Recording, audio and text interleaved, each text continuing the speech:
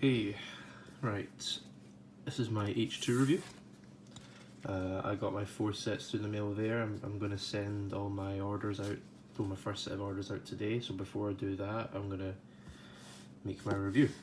So the cards I'm going to review are in random order because I have shuffled through the cards a bit and I've got a lot of cards in my proxy binder, ignore the mess. I do have all these cards for sale. My information's in the Selling Proxies channel. You can contact me there. So, first card on the list is Ugin, the Spirit Dragon. Now this is one of the better cards of the set. The colouring is really good in the card. I'll see if I can bring out my real Ugin to compare really quickly. I should have done this before I started the video, but I cannot be bothered restarting the video. So, if I find a real Ugin in my Tron deck, there we go.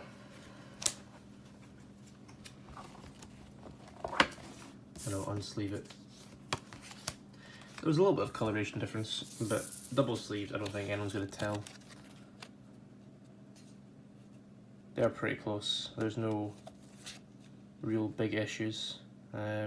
Obviously the real one is a little bit lighter, as you can see in the video. But as I said, double sleeve. I'll put this in a single sleeve just now just to see what it looks like. Yeah, no chance anyone's going to find this out. It's a good proxy. So that was Ugin.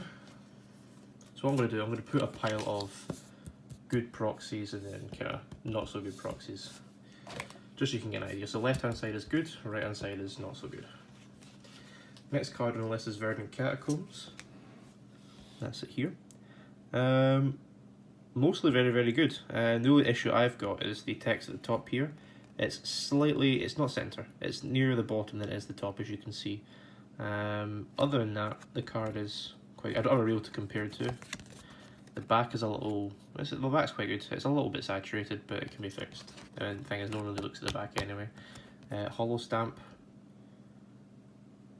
They have randomized holo stamps in some of the cards. But overall, it's a good proxy. I'm going to put it in the good list. Next card, you've got Library of Alexandria. Now I don't know why they printed this in a holo set, but like, I'm not really a fan. I mean, I don't really have anything to compare this to. I don't really see where it would see play. Just a message for website guys in future: if you're printing a holo set, don't print non-holo cards. That's all I'm saying. Next card on the list is Chalice of the Void. It's a bit saturated. The mana symbols up here are slightly too far down. Set symbols okay. The image is a little bit too saturated. But overall it's okay. It's okay. I'll put it in good, but it's not that good, but it's better than being awful. Now, here we go. Cavern of Souls. I played this card last night at a modern night, but I didn't play it. My close friend, asked to see the card, see my humans deck, which I'm building just now, and he was shuffling through the deck, so shuffling through cards, blah blah blah blah, looking through the cards, and he sees the cavern pop up, and he's like, that seems really dark, and instantly pointed out, and it is too dark. For that reason, I'm going to put this in the bad list, because at first glance, I think it looks okay, but see, when you carefully inspect it, I'll find a, this is a, I'm trying to find a gold bordered card to compare to. Okay, here's a Storm Chaser Mage from Oath of the Gatewatch. I mean, it's not going to be perfect, but as you can see, it's a lot more saturated than dark. So, for that reason, I'm going to put it in the bad list. I'm going to use my Avacyn Restored Caverns in the meantime, until they fix the problem. Right, next one up is Snapcaster Mage. This is the blue. They've still not really got it yet, but they have improved it. The Snapcaster is playable, but only in double sleeves. The blue is just not correct yet. I mean, I think blue cards are still quite hard to get, although Force of Will is really, really good. I need to unsleeve that in a second, actually. The Snap image is very good, but the blue star aren't perfect. The holo is still the same one as the other ones.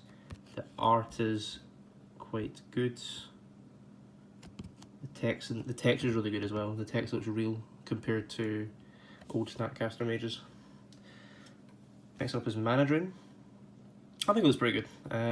Same as with the blues, it's not the correct colour yet.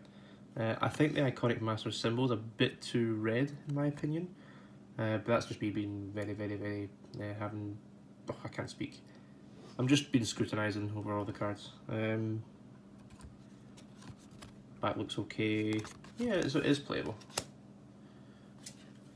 Next one up is Bob. I think this is a bit too dark, in all honesty. Same with the Liliana. I think they've oversaturated the black cards too much in this set. And as you can see in here, it's quite grainy in here. I don't know if it can focus, or my camera's really shit. There we go, it's focused a little bit. It's quite grainy up there. I'm not really a big fan of that.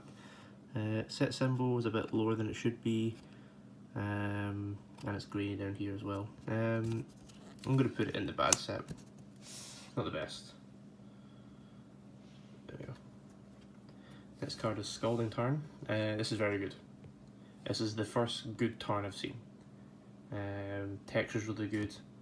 Set symbol's quite good. The art is near enough perfect.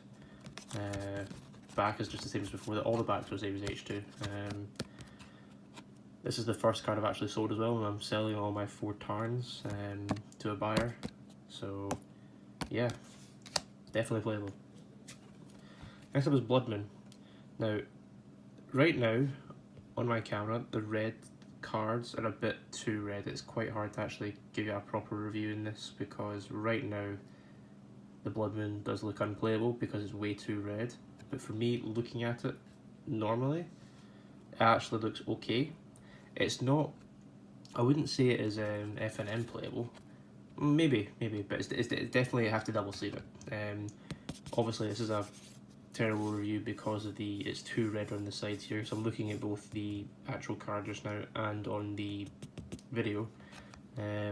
It's way too red on the video, but on the actual card itself, the card is quite close to the correct colour. There's also stuff like that there which seems a little bit weird. I don't think that's correct either. I'm going to put it in this pile just now. They're getting close to Blood Moons as well. Next up is Liliana the Veil. It's too saturated, I think. Yeah, so the black cards that you got almost perfect last time in H1, they've made it too saturated in H2. Liliana's got a really good tan going on here. Yeah, I wouldn't play this. I would just keep going with my 6.0 ones. Next up is Hazoret. It's too saturated again. The text is too fuzzy. The set symbol is kind of dark. Let me just focus on the set symbol. Yeah, I wouldn't play this either. The H1 Hazoret is a lot better. Next up is Arid Mesa. It's a little bit too saturated, but it's still playable double sleeved. As you can see, like down here, I think the reds are a little bit too red. The picture's a little bit dark as well, especially down this side. And once again, the set symbol is a bit lower than it should be. It should be a little bit higher. Note to website guys, in this bar here, you want to center the set symbol. Make sure it's completely centered. You can use stuff in Photoshop to make it centered. If you've got any questions, you can ask any people here to do Photoshop. Next up is Liliana the Last Hope. This is one of the black cards that are actually really good. The only problem is the sticking out set symbol. It looks like a big jelly bean. It is way too red. Way too red. So the mythic set symbol is like an orangey red. This is just red, and for that reason, although it's still playable, but you just have to make sure these are in eclipses because of the set symbol. Because the card, like normally, is perfect. Like the art, the text, Everything on this card is perfect except the set symbol. So if they work on the set symbol, it's going to be a perfect card. Next up is Fulminator Mage. It's okay. It's a lot better than what they've produced in the past. As you can see on here, the red's a bit too red, but that's on the video. My video doesn't justify it. I'm just giving you a video of all the cards. And there's scans available as well. Once again, set symbol is, yeah, it's a little bit too low. As you can see, there's hardly any white space down at the bottom here, but at the top there's a lot of white space. I think it's quick. I think it's okay. It's just that the reds in my video don't really give it justice. Next up is Torrential Gearhulk. This card looks almost green. I'm not a fan, personally. I think the border is too off, and the art is a little bit saturated. But other than that, like, the card is good. Not to mention the text in this one a little bit off as well. That's one thing I've noticed. Like the word torrential is a bit weird. I don't have a real one to compare to. Someone could correct me on this, but I'm not really a fan of the text, so I'm going to put it in the not so good pile. Next card is Misty Rainforest. It is very good. That's all I'm going to say. That's a really good proxy. Actually, I'll show you the video. That is very good.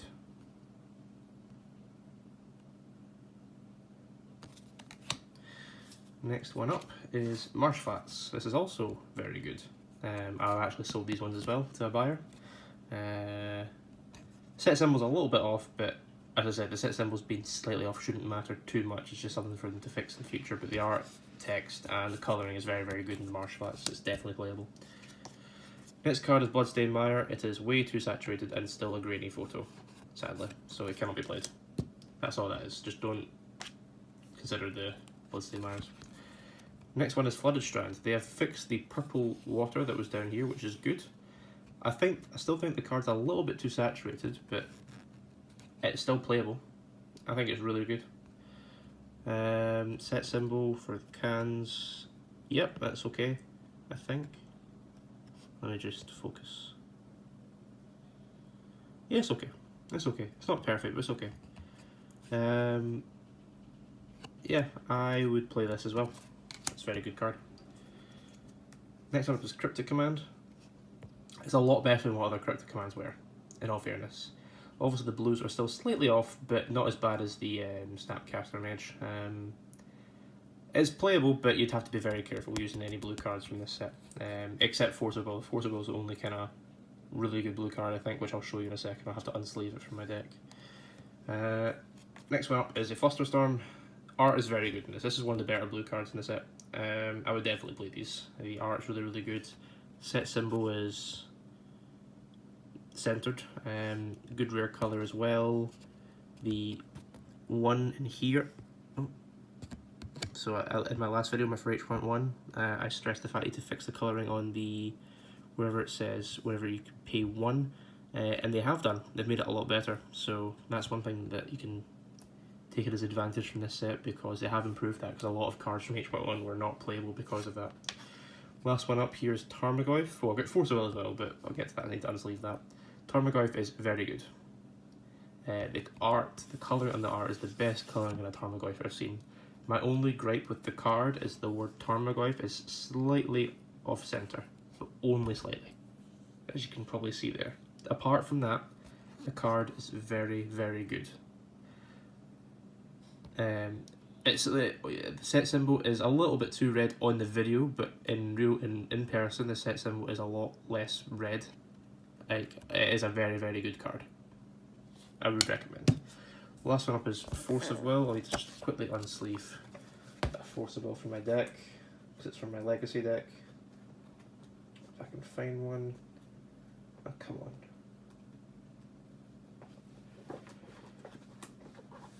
Should be one here. There you go.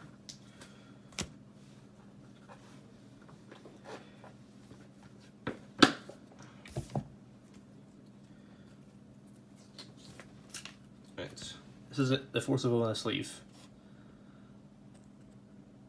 Obviously it's still got the issue of being a little bit, the colouring of the blue a little bit off, but in a triple sleeve.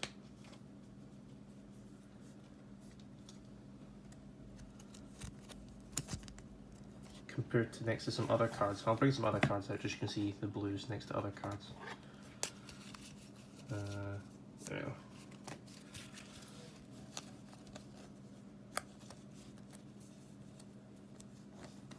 Get that ball out there. So as you can see next to like the days from the same set, there's not much different. And the thing is, these are instants, so you just play Force of Will, pitching a days, and then you put them in the graveyard. They're only going to see the Force of Wills for a fraction of a second. And in that case, the reason why I'm playing those Force of Wills because they are really, really good. That's why I kind of recommend maybe playing, like, just be careful using the Snapcaster mages because they'll be staying on the field. But the blue cards have received a massive improvement. Like, I would definitely play the blue cards from H2 over the blue cards from H1 by far. So a quick overview of the playable and like the good cards from the set. So Tarmogoyf, Flusterstorm, Cryptic Command, Flooded Strand, Marsh Flats, Misty Rainforest.